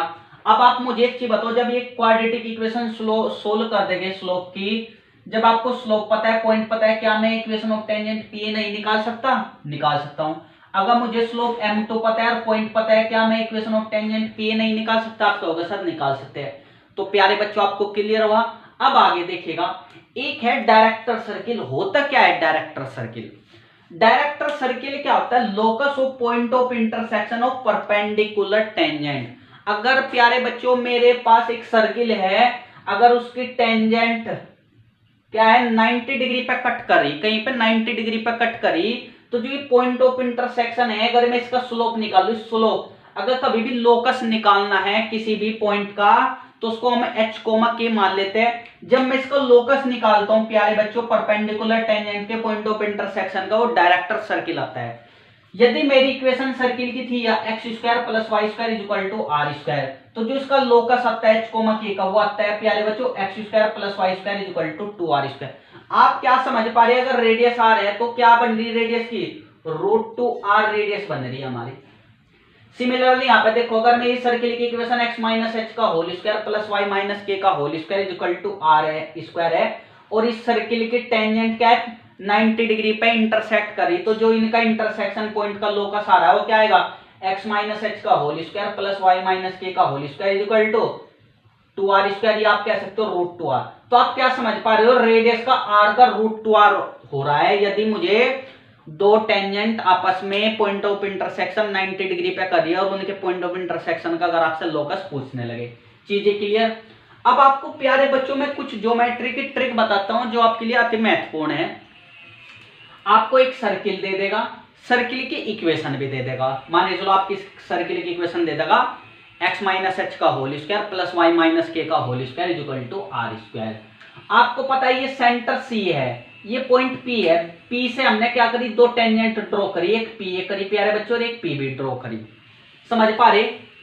पहली बात आपको क्या याद रखनी है, मैं आपको कुछ चीजें बताता हूं। आपको पता है टेंजेंट और रेडियस के बीच का एंगल 90 डिग्री होता है, ये तो आपको याद रखना है, बिल्कुल आसान है। दूसरी बात प्यारे बच्चों आपको क्या याद रखनी है, जो ये एंगल P और angle C, angle P plus angle C का सम हमेशा 180 डिग्री होता है। क्यों होता है समझना, जब ये एंगल एक क्वाड्रिलेटरल बनना आपको दिख रहा है, ACBP क्या बनना है, क्वाड्रिलेटरल बनना। अगर ये 90 90 180 डिग्री तो ये हो गया, आपको पता है क्वाड्रिलेटरल के चारों एंगल का सम कितना होता है 360 डिग्री। जब ये दो 180 डिग्री हो गए तो इन दोनों का एंगल कितना होगा, आपके हो गए सर 180 डिग्री। चीजें क्लियर होगी। आपको मैंने लेंथ ऑफ टेंजेंट बताया था, रूट S1 मानते हैं। अगर मैं कहने लगा मेरे को ये एंगल निकालना है, अगर आपको एक चीज और, अगर पीक से मैं एक लाइन ऐसे ड्रॉ करता हूं, वो सेंटर पे जाके कट करती है, तो जो ये टेंजेंट को है जो एंगल बाइसेक्ट करती है, या आप ये कह सकते हो जो टेंजेंट है पी और पीबी का एंगल बाइसेक्टर है पीसी। पीसी क्या है? पी और पीबी का एंगल बाइसेक्टर। तो जब ये एंगल बाइसेक्टर है तो ये एंगल आपस में क्या होते हैं? बराबर होते हैं, theta by to theta by to. अगर आपसे ये एंगल पूछने लगे तो फॉर्मूला होता है tan theta by two is equal to r upon root s one. R प्यारे बच्चों रेडियस होती है और root s one length of tangent. चीजें क्लियर? अगर मुझसे क्वेश्चन में पूछने लगे एरिया ऑफ ट्राइंगल एपीसी निकाल लो। एपीसी देखो कहां है? आप क्या होगा सर? एपीसी का एरिया पूछने लगे, ये आपको दिख रहा है राइट एंगल ट्राइंगल है 90 डिग्री। और एरिया ऑफ ट्राइंगल क्या होता है? राइट एंगल ट्राइंगल का आप क्या होगा सर? 1/2। बेस कितना है? ये मान लो आर, 1/2 बेस, और हाइट कितनी है? परपेंडिकुलर हाइट आप क्या होगा sir? Root s one. Area of triangle APC निकाल लोगे, बिल्कुल आसान है, बिल्कुल क्लियर हुआ। अगर हम मुझसे एरिया ऑफ ट्राइंगल एबीसी पूछने लगा, देखिएगा ये एबीसी है, इसका एरिया पूछने लगे तो मुझे बताओ एरिया ऑफ ट्राइंगल क्या होता है? आपको याद होगा, अगर मुझे दो साइड पता है और उन दो साइड के बीच का एंगल पता है, दो साइड पता है, बहुत अच्छे से समझना। अगर मैं कहता हूं ये ट्राइंगल है एबीसी, मुझे दो साइड में कहता हूं ये ए और ये बी पता है और इनके बीच का एंगल थीटा पता है, तो एरिया ऑफ ट्राइंगल होता है 1/2 ए बी साइन थीटा। ठीक है, तो सिमिलरली देखो 1/2 इन दोनों का product r into r, r square sine 180 degree minus theta, आपके हो गए सर साइन थीटा। ये याद रखना। चीजें क्लियर हुई प्यारे बच्चों? अब आपके हो गए सर साइन थीटा हम कैसे निकाल लेंगे? ये भी बिल्कुल आसान है। बताओ साइन थीटा की वैल्यू कैसे निकाल लोगे आप? भाई आपको साइन थीटा थोड़ी ना पता रहेगा। आपके हो गए सर बिल्कुल आसान है। साइन थीटा का फॉर्मूला क्या होता है? बिल्कुल 2 tan theta by 2 upon 1 plus tan square theta by 2। आप कहोगे sir tan theta by 2 r upon root s one put करेगा और यहां से हम निकाल लेंगे, बिल्कुल आसान। अगर मैं आपसे पूछने लगे area of sector ABC, sector ABC का सेक्टर ये होता है पूरा सेक्टर एबीसी का, ये पूरा का पूरा सेक्टर। अगर मैं इसको शेडेड कर दूं इस वाले पार्ट को, ये क्या हो जाएगा? Area of sector. अगर एरिया ऑफ सेक्टर आपको पता है क्या होता है? 1/2 आर स्क्वायर। इनके बीच का एंगल कितना है सेक्टर का? आप क्या होगा सर? पाई माइनस थीटा। तो 1/2 r square pi minus theta होगा एरिया ऑफ सेक्टर एबीसी। अगर मैं कहने लगा एरिया ऑफ शेडेड रीजन, इस शेडेड रीजन का एरिया आपसे पूछने लगे इस वाले का, कैसे बताओगे? बिल्कुल आसान है। आप कहोगे सर क्या होता है? R root s one minus 1/2 pi minus theta r square. निकाला कैसे? आपको दिख रहा है क्वाड्रिलेटरल है, क्वाड्रिलेटरल दिख रहा पूरा। अगर इस पूरे क्वाड्रिलेटरल में तो ये एरिया मैं घटा दूं, ये वाला पार्ट घटा दूं तो ये आ जाएगा। क्वाड्रिलेटरल का पूरा एरिया कितना होता है? R root s one. R root s one कैसे? क्योंकि अभी मैंने इसका निकला था इस वाले ट्राइंगल को, तो 1/2 आर रूट एस वन। इस वाले का प्यारे बच्चों आप क्या हो गए सर? इसका भी 1/2 आर रूट एस वन। तो दोनों का कितना हो जाएगा? R root s one. इसमें से अगर मैं ये वाला सेक्टर का एरिया घटा दूं, और सेक्टर का एरिया कितना बताया? 1/2 pi minus theta r square. बिल्कुल आसान है, याद रखना, क्वेश्चन आ ही जाता है। अब आगे देखिएगा प्यारे बच्चों, हम फिर से अपने पार्ट पाते हैं। अगर आपसे कहने लगा equation of pair of tangent from outside point P. अगर मैं कहने लगा एक पॉइंट पी है बाहर, इस पर मुझे जो पेयर ऑफ टेंजेंट है उनकी इक्वेशन निकालनी है, तो फॉर्मूला होता है t square equal to s s one. आपको मैंने टी भी बताया क्या होता है, आपको एस भी पता है और एस वन भी पता है क्या होता है। एस आपको पता है सर्किल की इक्वेशन लेते हैं, और टी हम कैसे मानते हैं? X x one plus y y one, इस तरीके से। और एस वन क्या होता है? आपको बताया था जो पॉइंट दे रखा, पी पॉइंट जो भी दे रखा वो पुट कर देना सर्किल में, वही हमारा एस वन आ जाएगा। अब ये पेयर ऑफ टेंजेंट का मतलब होता क्या है? जैसे दो टेंजेंट आएगी पी ए और मल्टीप्लाई पीबी, पी ए और पीबी का प्रोडक्ट ही क्या कहलाता है? पेयर ऑफ टेंजेंट कहलाता है। दो टेंजेंट का प्रोडक्ट या दो लाइन का product he pair of straight line कह लो या पेयर ऑफ टेंजेंट कह लो। यहाँ पे चीजें क्लियर प्यारे बच्चों? अब बात आती है आगे। अगर मैं आपसे कहने लगा इक्वेशन ऑफ कोड आपको निकालनी है और आपको मिड पॉइंट गिवन है कोड का, ये कोड है ए बी। अगर मैं कहने लगा इसकी लाइन की इक्वेशन निकाल लो, अगर आपको मिड पॉइंट गिवन है तो आपको फॉर्मूला याद रखना है t equal to s one. T आपको पता है कैसे निकालते हैं, एस वन आपको पता है, आप सर्किल में ये पॉइंट पुट कर देना एक्स वन वाई वन, आपका एस वन आ जाएगा। दूसरा मेथड आप कहोगे सर हम दूसरा मेथड है, बिल्कुल आसान है प्यारे बच्चों। आपको पता है मैंने बताया था अगर मेरी कोड है ए बी, अगर आपको मिड पॉइंट गिवन है तो जो इसका मिड पॉइंट होता है वो परपेंडिकुलर बाइसेक्टर पर लाई करता है। मिड पॉइंट कहां पे लाई करता है कोड का? परपेंडिकुलर बाइसेक्टर है, यानी कि इस ए बी का परपेंडिकुलर ड्रॉ करेगा, इसको क्या करेगा, दो इक्वल पार्ट में बाइसेक्ट करेगा। अब यानी कि पीसी और ए बी दोनों आपस में परपेंडिकुलर लाइन होगी। तो अगर मैं स्लोप निकाल लूं एमपीसी का, आपने क्या हो गया सर स्लोप निकाल लिया, क्या मैं इसकी परपेंडिकुलर लाइन का स्लोप नहीं निकाल सकते? अगर दो लाइन आपस में परपेंडिकुलर है, एक का पता लग गया, दूसरे का निकाल सकते हो, बिल्कुल। अब आपको इसका स्लोप भी पता लग जाएगा। मैं कहने लगा देखो, अगर एमपीसी का स्लोप आपको कहने लगे जी 4/3 है, एमएबी का स्लोप आपके हो गए सर रेसिप्रोकल कर देना 3/4 और साइन चेंज कर देना, प्लस है तो माइनस। अब आपको इस लाइन का स्लोप भी पता है और पॉइंट भी पता है। अगर आपको स्लोप पता है, पॉइंट पता है, क्या हम लाइन की इक्वेशन नहीं निकाल सकते? आप कह सकते हो सर निकाल सकते हैं। अब आती है बात आगे, मोस्ट इंपोर्टेंट पॉइंट है जहां से क्वेश्चन बनते हैं और ये कॉन्सेप्ट समझ में भी नहीं आता।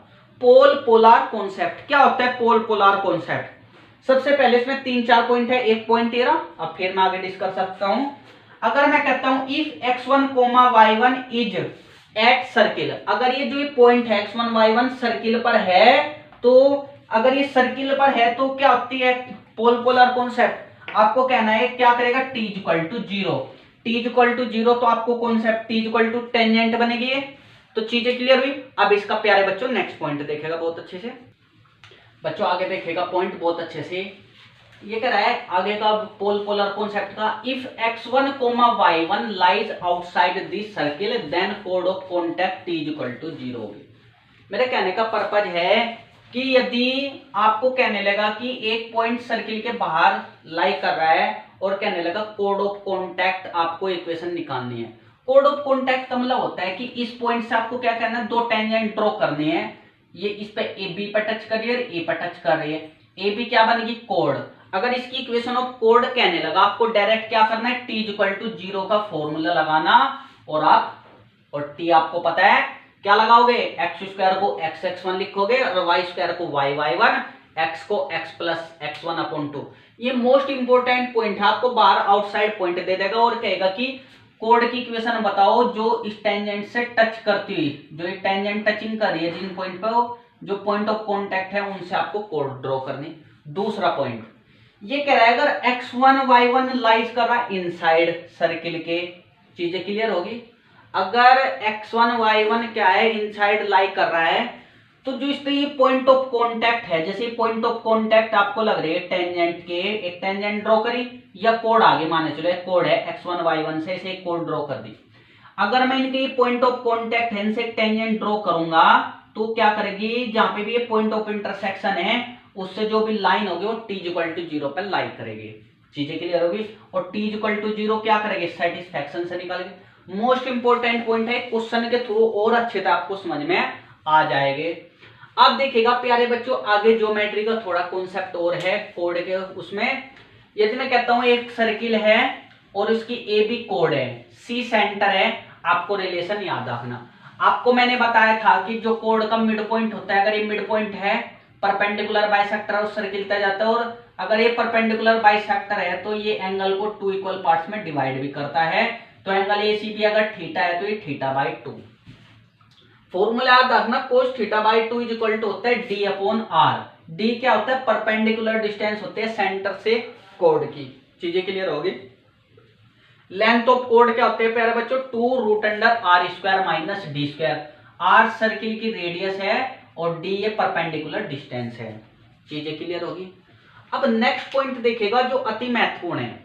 आपको क्वेश्चन कहेगा कि एक सर्किल है, जनरल इक्वेशन दे देगा, माने चलो इस सर्किल की इक्वेशन है, ये सर्किल है, इसके सेंटर दे दिए, सर्किल की इक्वेशन कुछ भी कह सकता है, x² + y² + 2gx + 2fy + c = 0। चीजें क्लियर होगी। और ये कह रहा है कि सर्किल के बाहर एक पॉइंट P है, उसके कोऑर्डिनेट दे देगा x1, y1, उस पर हमने दो टेंजेंट ड्रॉ करे, एक PA और एक PB। एक PA टेंजेंट ड्रॉ करी और एक PB ड्रॉ करी। फिर कह रहा है कि एक ऐसा सर्किल ड्रॉ कर रहे हैं जो P से भी पास थ्रू कर रहा है, इन पॉइंट ऑफ कांटेक्ट से भी पास थ्रू कर रहा है। यदि कोई सर्किल इस पॉइंट से पास थ्रू करेगा, इनके पॉइंट ऑफ कांटेक्ट से पास थ्रू करेगा, तो वो 100% उस सर्किल के सेंटर से भी पास थ्रू करेगा। चीजें क्लियर होगी। अगर वो इसके सेंटर से पास थ्रू करेगा तो आपको याद रखना है जो ये सेंटर आएगा पीसी वाला, तो जो PCI ये जो वाला दूसरा सर्किल है जो इनके A B और P से पास थ्रू कर रहा है, वो जो PC है वो इस सर्किल का क्या कहलाएगा, डायमीटर कहलाएगा। क्या कहलाएगा प्यारे बच्चों, डायमीटर कहलाएगा। अब मुझे पता हो, अगर मुझे डायमीटर के एंड पॉइंट पता है तो क्या मैं इस सर्किल की इक्वेशन निकाल दूंगा। तो फॉर्मूला क्या होता है, x minus x1 into x minus x2। कैसे करा, x माइनस x1 यानी कि x plus g into x minus x1 plus y plus f into y minus y1 is equal to 0। आपसे इस सर्किल की इक्वेशन पूछेगा, आप बता दोगे। बहुत अच्छे से इस पॉइंट को समझना, आपको एक क्लियरिटी हो जाएगी। अब मोस्ट इंपोर्टेंट पॉइंट है, अब हम थोड़े एंडिंग में आने वाले हैं। अब अगर दो सर्किल ऐसे है, माने चलो दो सर्किल आपस में दूर दूर रख दे, उनमें रिलेशन क्या होता है। अगर दो सर्किल, एक सर्किल है इसका सेंटर C1 है, बच्चों देखिएगा आगे पॉइंट क्या था, मैंने आपको बताया था कि दो सर्किल बाहर है ऐसे ऐसे, तो उनमें आपको कंडीशन याद रखनी है। माने तो आपको बताया अगर मैं सेंटर के बीच की डिस्टेंस वो हमेशा बड़ी हो गई रेडियस के सम से, ये आपको याद रखने हैं। C1 C2 is greater than R1 plus R2। Condition पूछता है वो आपसे किस टाइप से कहेगा, दो सर्किल की इक्वेशन दे दो और कह देगा कि आपस में टच कर रही है या इंटरनली टच कर रही है या इंटरसेक्ट कर रही है या कुछ भी नहीं कर रही, ना टच कर रही ना इंटरसेक्ट कर रही। तो आपको ये कंडीशन याद रखनी है, C1 C2 is equal to R1 plus R2। यदि कुछ भी नहीं कर रही तो जो ट्रेवर्स कॉमन टेंजेंट ये तो होती है प्यारे बच्चों, ट्रेवर्स कॉमन टेंजेंट भी होती है 2, और ये होता है डायरेक्ट कॉमन टेंजेंट, ये भी प्यारे बच्चों कितनी होती है, 2 होती है। चीजें क्लियर हुई। अब आप आगे देखिएगा, अगर दो सर्किल आपस में एक्सटर्नली टच कर रहे हैं तो C1 C2 यानी कि दो सेंटर के बीच की डिस्टेंस बराबर होती है रेडियस के सम के बराबर R1 प्लस R2। यहाँ पे डायरेक्ट कॉमन टेंजेंट कितनी आपके हो गए सर, 2, और ट्रेवर्स कॉमन टेंजेंट कितनी है प्यारे बच्चों, 1। ये चीज आपको याद रखनी है। अगर दो सर्किल आपस में इंटरसेक्ट कर रहे हैं तो C1 C2 लेस देन हो गए R1 प्लस R2 से और ग्रेटर देन हो गए R1 माइनस R2 के मॉडुलस, क्योंकि डिस्टेंस कभी नेगेटिव नहीं होते इसलिए हमने मॉडुलस लगा दे। यहाँ पे डायरेक्ट कॉमन टेंजेंट 2 होती है और ट्रेवर्स कॉमन टेंजेंट 0। यदि मैं कहता हूं दो सर्किल इंटरनली टच करें तो C1 C2 is equal to होता है mode of R1 minus R2, और यहाँ पे डायरेक्ट कॉमन टेंजेंट होते हैं प्यारे बच्चों 1। चीजें क्लियर हुई यहाँ लोग का, ये इंपॉर्टेंट है। अब देखिएगा आगे मोस्ट इंपॉर्टेंट है याद रखना। यहाँ पे कंडीशन क्या है, how to find common tangent की इक्वेशन। आपको पता है ये कॉमन टेंजेंट है ये और ये, इनकी टेंजेंट की इक्वेशन कैसे निकालेंगे, दो होती है, एक डायरेक्ट कॉमन टेंजेंट, एक होते है ट्रेवर्स कॉमन टेंजेंट। अगर डायरेक्ट कॉमन टेंजेंट की इक्वेशन निकालनी है, ट्रेवर्स कॉमन टेंजेंट की इक्वेशन निकालनी है, तो मैं आपको कुछ रिलेशन बता देता हूं। आपको पता है ये कॉमन टेंजेंट है, ये मैं कहता हूं m पे टच करिए और यहाँ पे n पे टच करिए और फिर ये दोनों टेंजेंट आपस में किसी i पॉइंट पे इंटरसेक्ट करिए। मैंने मान लिया इस पॉइंट को I1। ठीक है भाई प्यारे बच्चों। अब आपको पता है, बहुत अच्छे से समझना, अगर मैं एक ट्राइंगल लेता हूं I1C2N और I1C1M, ये दो ट्राइंगल है, एक तो ये ट्राइंगल और ये बड़े वाला ट्राइंगल, ये आपस में सिमिलर होते हैं। अगर सिमिलर कॉन्सेप्ट होता है तो बहुत अच्छे से समझना, ये रेडियस है तो अगर ये एंगल थीटा, सिमिलर ट्राइंगल कैसे होते हैं, दो सिमिलर ट्राइंगल तब होते हैं यदि उन दो ट्राइंगल के दो एंगल क्या होते हैं आपस में बराबर। अब एक चीज बताओ, आप क्या होगा सर, छोटे वाले ट्राइंगल का भी थीटा एंगल है, बड़े वाले ट्राइंगल का भी एंगल थीटा है, और ये एंगल भी 90 डिग्री है बड़े वाले का और छोटे वाले का भी एंगल 90 डिग्री है। यदि दो एंगल सेम होते हैं तो तीसरा भी एंगल सेम होता है, सिमिलर ट्राइंगल कहलाते हैं। अब सिमिलर ट्राइंगल है तो प्रॉपर्टी क्या होती है, जो भी एंगल सेम होता है उसके सामने वाली साइड लो। ये इसके बड़े वाले की ले लेता हूं मैं, बड़े वाले ट्राइंगल के सामने साइड कितनी आपके होगे सर, R1, छोटे वाले ट्राइंगल के सामने R2, इन दोनों का रेशो बराबर होगा। दूसरा एंगल ले लो कोई सा भी, हम कौन सा एंगल ले रहे हैं, हमने कहा कि भैया आप ये वाली ले लीजिएगा, ये एंगल बड़े वाले के अगर आप लेते हो 90 डिग्री तो इसके सामने वाली साइड कितनी आपके हो गए लेंथ सर, C1I1 अपॉन ये 90 डिग्री लिया तो ये भी 90 डिग्री लेना, इसका कितना है C2I1, इनका रेशो आपस में बराबर होता है। अब आपको सेंटर C1 भी पता है, C2 भी पता है, I1 हमें निकालना है। अगर मैं C1I की रेशो कितनी आपके हो गए सर R1 और C2I2 की कितनी R2। अगर आपको ये कोऑर्डिनेट निकालना है प्यारे बच्चों I1 का, तो फॉर्मूला आपको सेक्शन फॉर्मूला लगा दोगे, R1H2 माइनस R2H1। अगर एक्सटर्नली आपको एक चीज याद रखना, अगर इक्वेशन पूछता है डायरेक्ट कॉमन टेंजेंट की, तो प्यारे बच्चों सेक्शन फॉर्मूला बस आपको याद रखना है, रेडियस लिख दीजिए और सेंटर से आपको निकाल लेनी है। अगर क्या कर रहा है प्यारे बच्चों, डायरेक्ट कॉमन टेंजेंट पूछता है तो आपको एक्सटर्नली वाला फॉर्मूला लगा देना है, और अगर ट्रेवर्स कॉमन टेंजेंट पूछता है तो इंटरनली वाला निकालना है। जब आपको ये पॉइंट पता लग जाएगा प्यारे बच्चों, जब आपको ये पॉइंट पता लग जाएगा, क्या अब आप बाहर से कॉमन टेंजेंट नहीं निकाल सकते? आप कह सकते हो हाँ जी हम सर निकाल सकते हैं, बिल्कुल आसान है। अब आपको ये चीजें क्लियर हुई? तो यदि आपसे डायरेक्ट कॉमन टेंजेंट और ट्रेवर्स कॉमन टेंजेंट पूछने लगे तो आपको सबसे पहले बाहर का पॉइंट निकालना है, और उसके बाद हम आपको बताएंगे क्वेश्चनों में कैसे हम करते हैं। बस ये चीजें आपको याद रखनी है, मैं आपको आगे बताता हूं, बहुत अच्छे से ध्यान से देखिएगा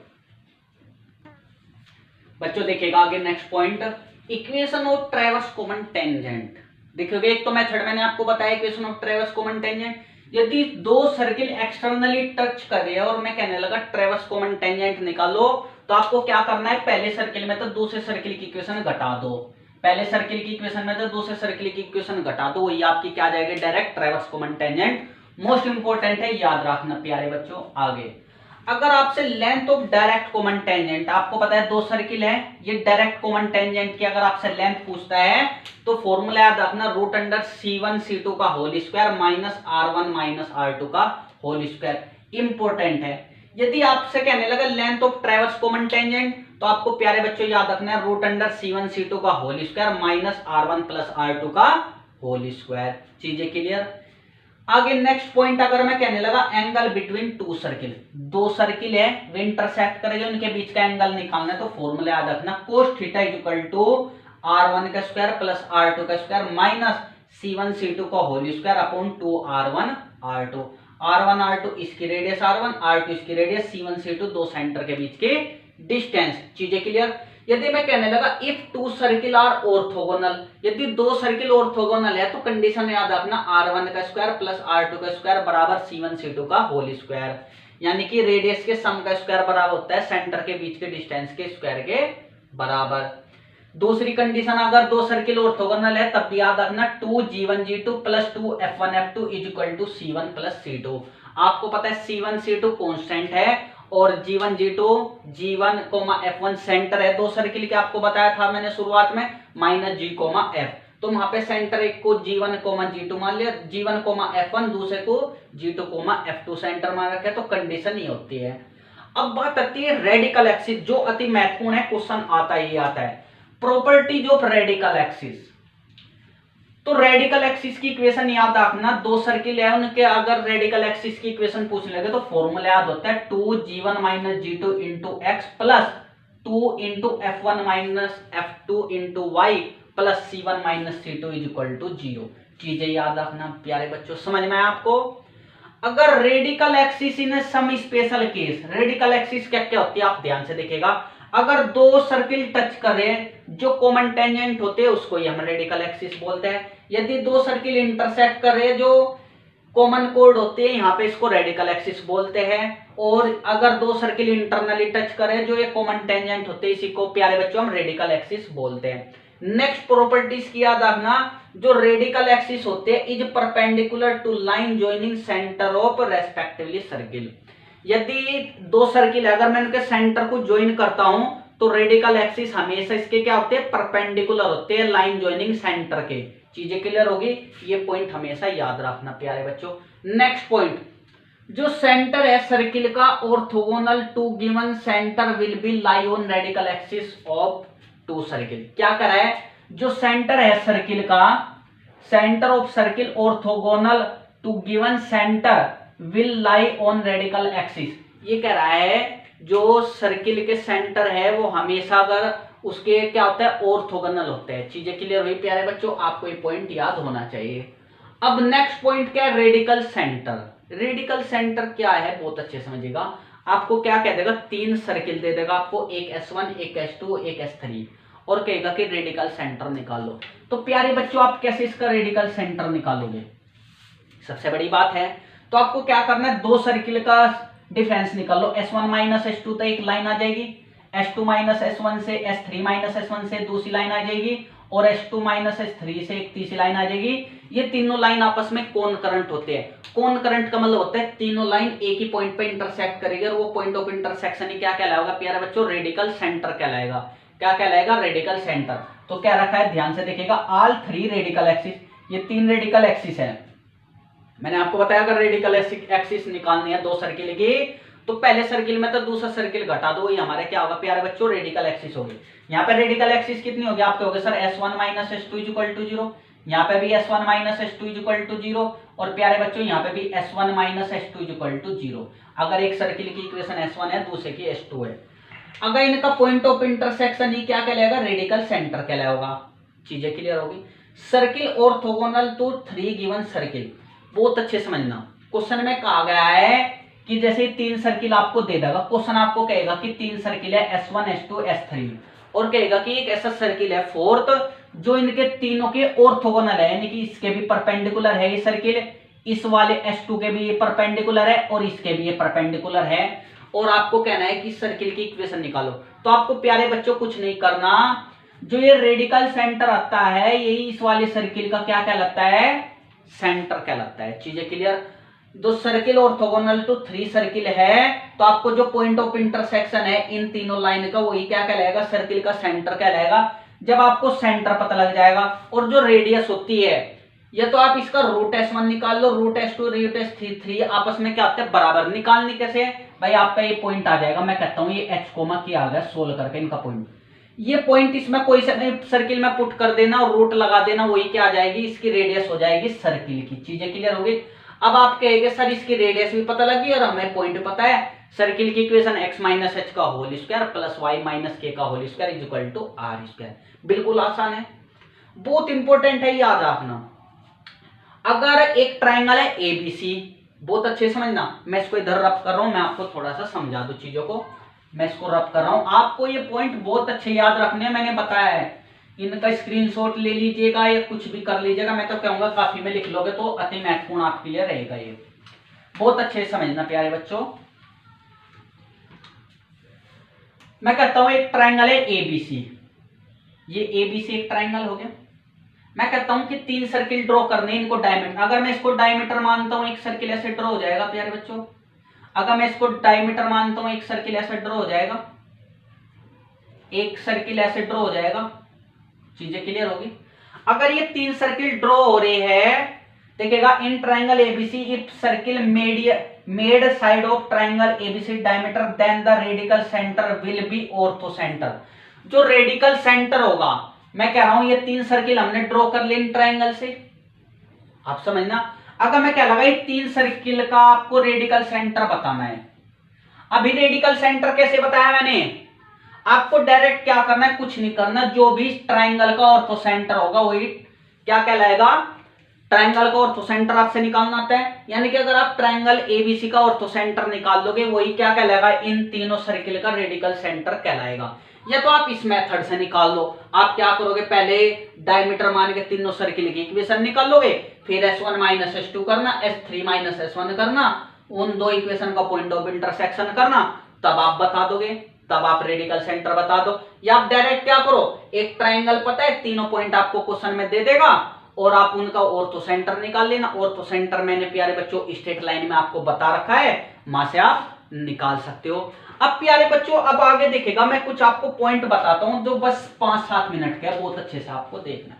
यहां लोग का ये तो हमारा पॉइंट हो गया क्लियर। अब प्यारे बच्चों अगर मैं कहने लगा हमारा एक ट्राइंगल है राइट एंगल ट्राइंगल, बहुत इंपॉर्टेंट है जो चीजों को समझना।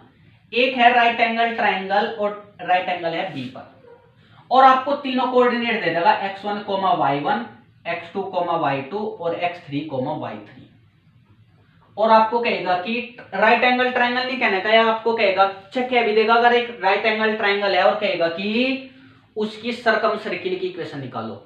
आपको कुछ नहीं करना कि आप तीनों पॉइंट पास थ्रू करके निकालेंगे जैसे हमने शुरुआत में बताया, नहीं। अगर आपको कहने लगा मैं ये राइट एंगल ट्राइंगल है और आपको सर्किल की इक्वेशन बतानी है, सरकम सर्किल की, तो प्यारे बच्चों बस आपको एक काम करना है, जो ये हाइपोटेन्यूस होता है इस सर्किल का डायमीटर कहलाता है। अगर ये डायमीटर है तो मेरी सर्किल की इक्वेशन आप क्या होगी sir, x minus x1 into x minus x3 plus Y minus y one into y minus y three equal to zero. तो हमारी डायरेक्ट प्यारे बच्चों सर्किल की इक्वेशन आ जाएगी अगर ट्रायंगल राइट एंगल ट्रायंगल। अगर मेरे से रेडियस पूछने लगे तो रेडियस क्या होगी सर्कम सर्किल की, हाइपोटेन्यूज की डिस्टेंस निकालना और उसका आधा कर देना, यही क्या आएगी इसकी रेडियस कहलाएगी। अब प्यारे बच्चों आपको आगे याद रखना, मिटा दूं मैं इसको, इंपॉर्टेंट चीजें। अब थोड़ी सी बातें और याद रखो, अगर मैं कहने लगा एक ट्रायंगल हमारा इक्विलेटर ट्रायंगल है, इक्विलेटर ट्रायंगल का मतलब क्या होता है, इक्विलेटर ट्रायंगल का मतलब होता है तीनों साइड बराबर, 3 पॉइंट दे देगा x1, y1, x2, y2 और x3, y3। अब आपसे सर्किल की इक्वेशन पूछने लगे, मैंने आपको बताया था स्ट्रेट लाइन में कि देख ट्रायंगल इक्विलेटर ट्रायंगल है तो सेंट्रोइड, सरकम सेंटर, ऑर्थो सेंटर और इन सेंटर आपस में बराबर होते हैं। जब बराबर हो गए तो आप क्या कहोगे, x1 plus x2 plus x3 upon 3 y1 plus y2 plus y3 upon 3। अब आपको सेंटर पता लग गया, आपको जब पता लग गया सेंटर में कोई भी अगर OC की डिस्टेंस निकालता हूं, मेरा सरकम सेंटर आ गया, OC निकाल लो, रेडियस के बराबर होगी। मैं कहूंगा प्यारे बच्चों आपको सरकम सेंटर पता है, रेडियस पता है। अगर आपको सेंटर पता है, रेडियस पता है, फॉर्मूला x माइनस एच का whole square plus y minus के का whole square is equal to are square. अब मैं आपको कुछ और पॉइंट बताना चाहता हूं, मैं एक बार लिख लेता हूं, बहुत अच्छे से देखना प्यारे बच्चों। ये बस आज आखिरी खत्म हो जाता है अब हमारा सर्किल। अगर कोई भी अगर हमारा बचता है डाउट मैं सेशन में लेकर के आऊंगा, एंडिंग है हमारा। अगर कुछ थोड़ा बहुत बचा हुआ है मैं उसको नेक्स्ट वीडियो में लेकर के आ जाऊंगा जब हम प्रैक्टिस सेट कराएंगे। यदि बहुत अच्छे समझना, आपको कहेगा कि फाइंड इक्वेशन ऑफ सर्किल जो कि पास थ्रू कर रहा है एक सर्किल S1 और S2 के पॉइंट ऑफ इंटरसेक्शन से। अगर एक सर्किल दो सर्किल के पॉइंट ऑफ इंटरसेक्शन से पास थ्रू कर रहा है तो सर्किल की इक्वेशन याद रखना तीसरे वाले की, S1 प्लस लैम्बडा S2। आपको लैम्बडा क्या करोगे, कोई भी पॉइंट कहेगा कि इस पॉइंट से पास थ्रू कर रहा है, वो कर रहा है, तो आपको ये डायरेक्ट याद रखना है। अगर कोई एक सर्किल दो सर्किल के पॉइंट ऑफ इंटरसेक्शन से पास थ्रू कर रहा है, फॉर्मूला याद रखना S1 plus lambda S2 is equal to 0। यदि ये कह रहा है कि एक सर्किल है वो पास थ्रू कर रहा है एक सर्किल से और एक क्या है लाइन से पास थ्रू कर रहा है, तो सर्किल की इक्वेशन होती है S plus lambda L is equal to 0। Question में कहेगा कि find equation of circle which pass through the circle S and line L, तो उस तीसरे सर्किल की जो दूसरे सर्किल की इक्वेशन होगी वो होगी S plus lambda L is equal to 0।